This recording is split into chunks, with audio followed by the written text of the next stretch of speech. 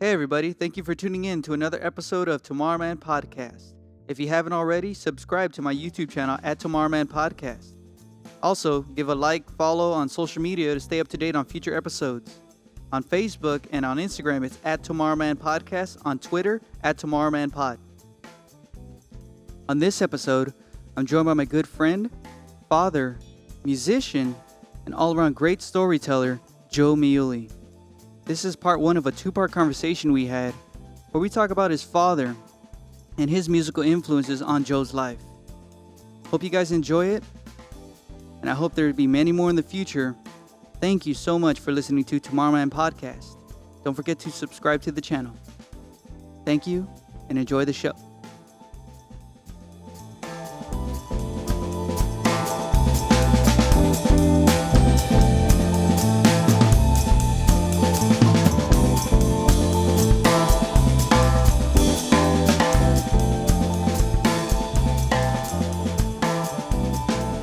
Said that your music started with your father? Yeah, actually, okay. Let's go all the way back. Mm-hmm. My grandmother's brother, his name was Garr Mooney. He was president of the Musicians Union in Chicago. Okay. So that was it's a very, Yeah. distinguished position, Mm-hmm. And he played the violin. They said he played beautifully. You never heard any recordings from him? No. This is, oh Lord, you're talking about. I would say from what pictures I have seen and the era, I would think it would be around the 20s, 1920s. Mm-hmm. Yeah, but the 1920s, yeah, that sounds about right. And of course, that was, that's on my grandmother's side, so say my mother's side.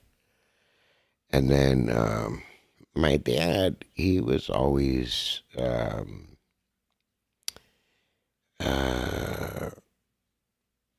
he always loved music. He played as well, though? He was a musician? Yeah, actually, he was around the same time like Artie Shaw, Benny Goodman, Tommy Dorsey Brothers. What instrument did he play? He played the clarinet and the alto sax.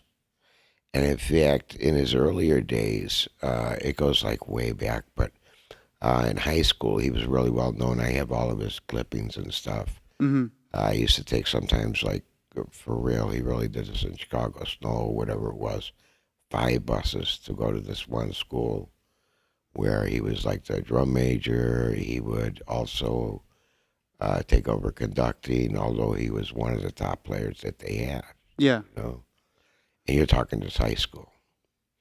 Now, as he developed throughout high school, it seemed like he started to get into like orchestras, and he started to move around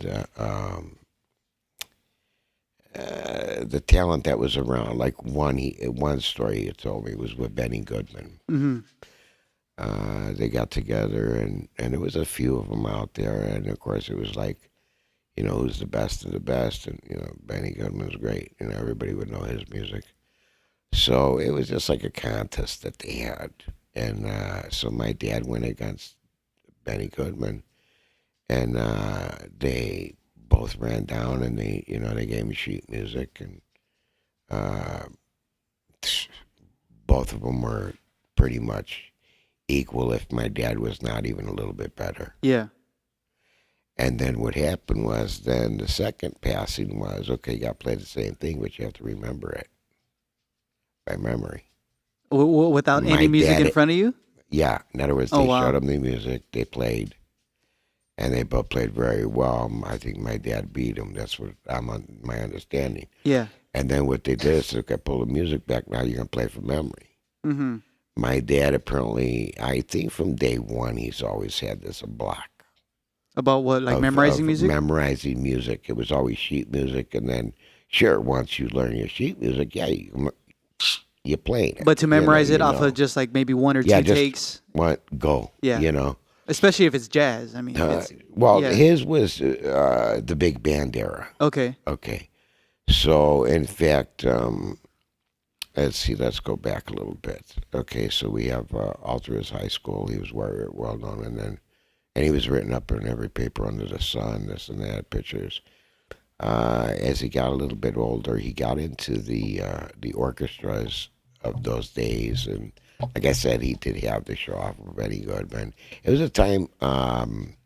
He also at that time he got really so good. He actually started his own orchestra, Okay. and it was called Joe Mello and his Melody Music Makers. And he played in That Chicago sounds so cool. at there's a list of one of his that's called the Drake Hotel. There was many of them that were very high class, hotels that Yeah. he played in. He had engagements, and so that was going off fairly well. And and then what happened was at that period of time, it seemed like, as we would say, the family. You have different organizations. They were very well known to be Italian, so Mm. whatever it is, it is. And because he told me the real story, he says what happened was they wanted him to work for him, and in other words, like they were going to take over the band, but use his name and his, who was playing for him. Okay. I think he had about I'm going to give or take 32, 35 piece orchestra, like something Okay. like that. That is huge. And so it really, in fact, I have an old book. He gave me a lot of old stuff that it's got the trumpet guy's telephone number. It's got this one, Oh old yeah, guys, yeah, what yeah. I'm saying?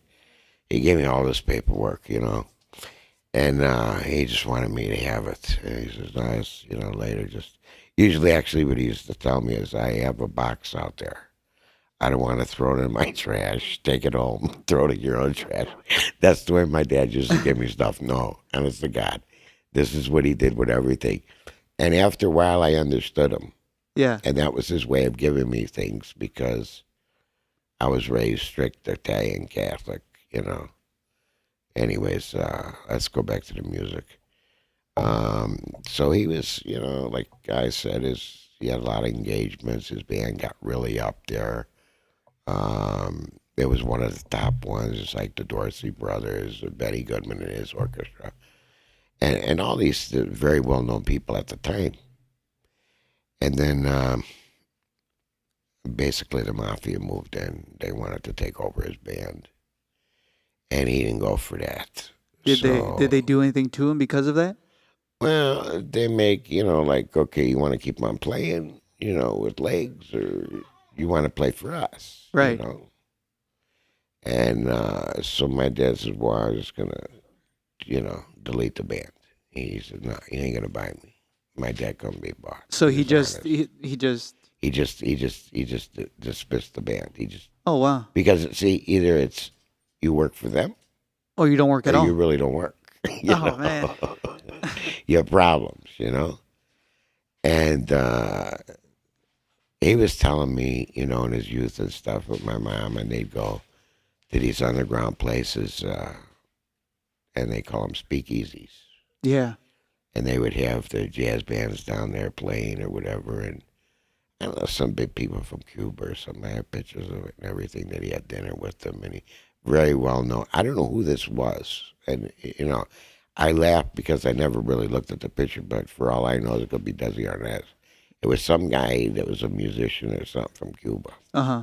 I just happened to have the picture. But they came and saw him there in the speakeasy? Yeah, he had a dinner engagement with them. So he literally went to dinner. It's not like he was playing there. They would go, and these were places like during like Prohibition and stuff. Where you weren't allowed to have alcohol. Yeah. So they kind of did it in underground places, and the cops. I've heard of them before. Yeah. Yeah, the cops were all paid off and this and that. Yeah. So it's all of a sudden, okay, here you go. People had to get their escape somehow. And they were, what, in those days, people, they look at TV, but they don't know, because to this day now in Chicago and Cicero, it's practically the same way still. You don't play games over there. I think even the feds are afraid to get in there right now in Cicero in Chicago. So what did your father do after he had to dismantle the band? Dismantled the band, and then before you know it, well, of course, at the time he was married with my mom, and then he went into the army, and he did a lot of. It was one of them. I can't think of the president at that time. Were you It was born by in this World time? War II. No, Oh, it was before my birth. okay. It was around World War II. And so then he was, I don't know if he drafted or he enlisted. He probably he enlisted to get into the music, and he got into the music field with it. But apparently it got so bad, and during when the war was, like in the beginning, um, and even afterwards, what they did was like these little rallies all over the city, and I Hmm. have pictures of that. Him in his army uniform, and He was there playing was music during the war. Was well, he? yeah, like he was with The like the the band. army band for a Yeah. very short time, Okay. Okay. Cool. and then things happened, and before you know it. But see, during that time, they would have these things where they would have a few musicians or whatever, and he was always invited. He was a warrant officer, Okay. so he was he can go on the officers club and stuff. He wasn't like an enlisted type, but how he got to the position, I don't know. We didn't get involved. But he did have to go, from enlistment all the way to the warrant officer. And he never went to officers training school or nothing like that. West Point or nothing. No, not during World War II. Hmm. So, but they would have these things, and I don't know, as in my name, I'm thinking Roosevelt or something, that there was a stand, and I have a picture of him, and he was, like, they would give speeches, like, all around the city. And these stands, if you look at them, they're only made out of wood. They had wooden steps going up it or ramp Yeah. or whatever it was. And then all the people would gather around from, the neighborhoods. That was another thing. It's a lot different in Chicago. It was a little more community based type.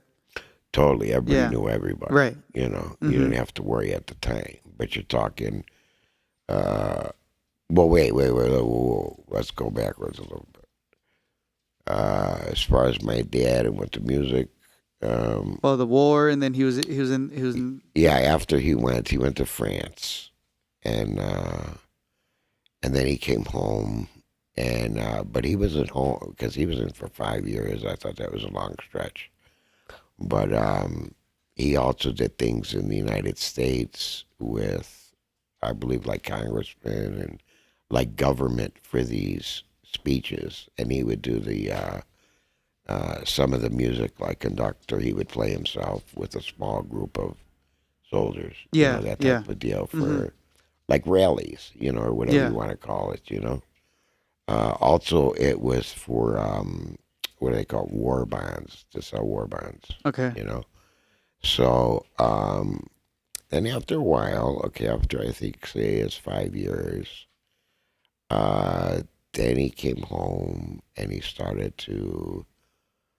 He was going to go back into the music, but it was a different time at that time, and he had to make a living for the family. A different time as far as like the type of music that was popular around. No, the music was still popular, but it was later on. It was after the war. Now we're talking after World War Yeah. II. So, being in the service for 5 years, this is, there's a gap. There's a gap there from Right. his orchestra. Hmm. And he came out, and he did put one together, but it just seemed like there was just so many kids being born. So he would take on, like, I think he had like 2, 3 jobs at a time, most of the time, my dad. Oh, that's He worked like day and night. yeah. Yeah. And so he had no time to even mess with his I instrument. see my dad like in the morning really early, and then of course I was in bed and he'd come home. Yeah. He wasn't. He was always working. And you had brothers and sisters? Yeah, in fact, in Chicago, let's see, 5 older sisters were born there, And then I'm the first son. And then right below me is one of my brothers. He's a couple years behind me. And then when we moved out to California, then the last of the 8 were born, which is my younger brother. And that wraps up part 1 of the 2-part conversation with my good friend Joe Miulli. I want to thank him again for being on the podcast. And I want to thank the listeners for tuning in. Again, if you haven't already, subscribe to my YouTube channel. And part 2 is on its way soon. Thank you so much for listening to Tomorrowman Podcast. See you later.